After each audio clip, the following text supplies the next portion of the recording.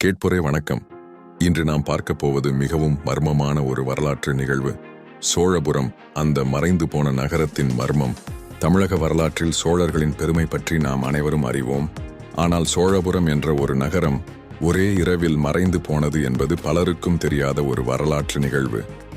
சோழபுரம் என்பது பொன்னும் பொருளும் நிறைந்த கலை, கலாச்சாரம் செழித்தோங்கிய ஒரு பெரும் நகரம்.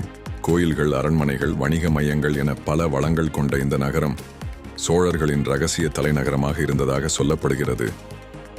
ஆனால் ஒரு இரவில் என்ன நடந்தது?